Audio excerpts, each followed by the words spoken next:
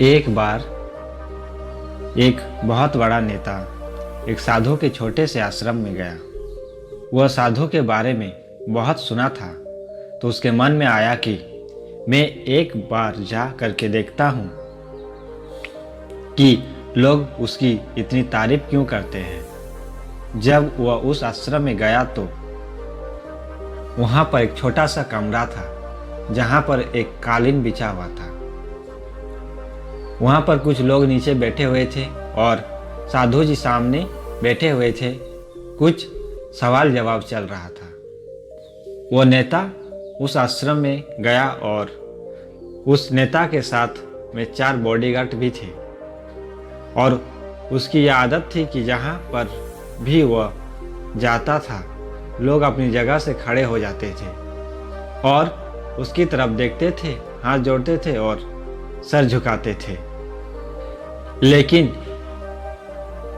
यहाँ पर ऐसा कुछ भी नहीं हुआ। साधु व्यस्त होने के कारण उसकी तरफ देखा तक नहीं। तभी नेता को लगा कि यह मेरा बेइज्जती है और वह इस बात से गुस्सा हो गया। नेता ने थोड़ा गुस्से से साधु की बात को बीच में काटते हुए कहा, मैं आपसे कुछ कहना चाहता हूँ। साधु ने उसकी तरफ देखा और बोला, आप थोड़ी देर रुकिए, पहले मैं इनके सवाल का जवाब दे दूं, इसके बाद मैं आपसे बात करता हूं। तब तक आप अगर चाहे तो आप बैठ सकते हैं।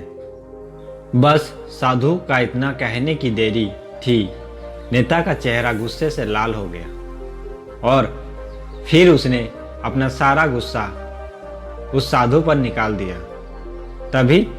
तभी तक वह नेता बहुत तमीज से आप का करके बात कर रहा था, लेकिन अब वह तू तड़ाक पर उतर आया। नेता ने उस साधु को कहा, तुझे पता भी है मैं कौन हूं और तू किससे बात कर रहा है? साधु ने उसकी तरफ देखा और कहा, मुझे इससे कोई फर्क नहीं पड़ता है कि आप कौन हैं, लेकिन आप जो कोई भी है, अगर आप चाहते हैं कि मैं आपके सवाल का जवाब दूं या आपसे बात करूं तो आपको कुछ देर रुकना होगा। और साधु यह कहते ही नेता गुस्से से पागल हो गया और वहीं सबके सामने चीखने चिल्लाने लग गया। अब मैं तुझे तेरी असली औकात दिखाऊंगा। तूने मुझसे पंगा लेकर के ठीक नहीं किया। तुझे पता भी है मैं तेरे बारे में क्या सोचता हूं। साधु ने फिर से नेता की तरफ देखा और बड़े ही प्रेम से कहा कि मुझे इससे कोई फर्क नहीं पड़ता कि आप मेरे बारे में क्या सोचते हैं। आप जो चाहे वो मेरे बारे में सोच सकते हैं। फिर नेता ने इससे कहा कि तू चाहे सुनना चाहता है या नहीं, लेकिन मैं तुझसे यह सबके सामने बताऊंगा कि मैं तेरे बारे में क्या सोचता हूं। तू कोई साधु नहीं है, तू एक बहुत ही घटिया इंसान है। तू एक ढोंगी है, पाखंडी है और यहाँ पर जितने भी लोग बैठे हैं उन सबको बेवकूफ बना रहा है। तेरा बस एक ही मकसद है, उन लोगों के जेब में जितना भी पैसा है वह सब तेरे पास आ जाए। तू अपने फायदे के लिए उन लोगों का इस्तेमाल कर रहा है और अब तुझे नहीं छोड़ने वाला हूं। पूरी दुनिया के सामने तेरा पर्दाफाश करके रहूंगा। लेकिन उसके इतना बोलने के बाद भी हल्की सी मुस्कान उस साधु के चेहरे पर बनी ही रही। यह देखकर वह और भी तिलमिला गया और उसने कहा, अब बहुत हो गया, अब मैं यहाँ 1 मिनट भी नहीं रुकने वाला। लेकिन अभी भी तेरे पास मौका है। अगर मुझसे माफ़ी मांगनी है या मुझे कुछ कहना है तो कह सकते हो।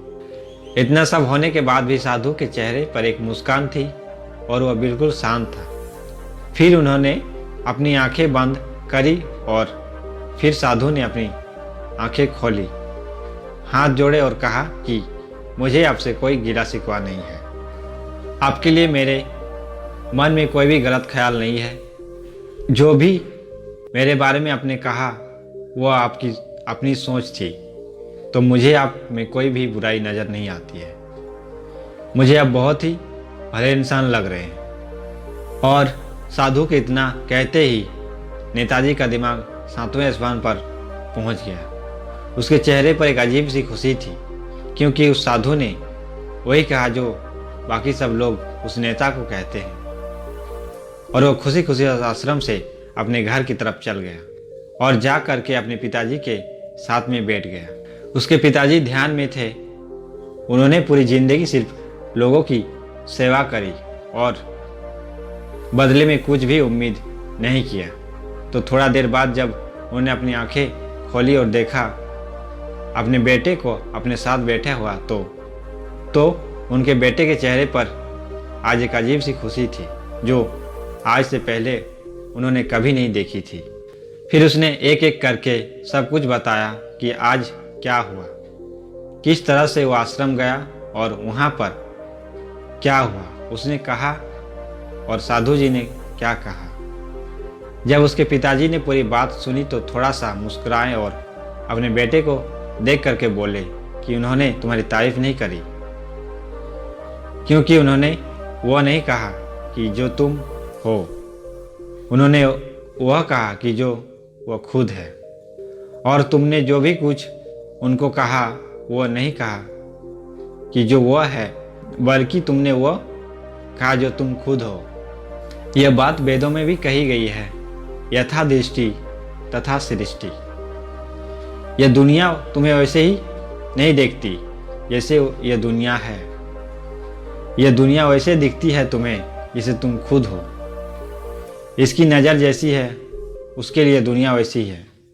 तो अगर आप अपनी दुनिया को बदलना चाहते हो तो उसका सिर्फ एक ही तरीका है, अपनी नज़र बदलो। तो दोस्तों, अगर ये कहानी आपको अच्छे लगे हैं तो वीडियो को लाइक कर दीजिए, और अगर इस चैनल को आप सब्सक्राइब नहीं किए हैं तो चैनल को जाकर फटाफट सब्सक्राइब कीजिए। आप सभी को धन्यवाद।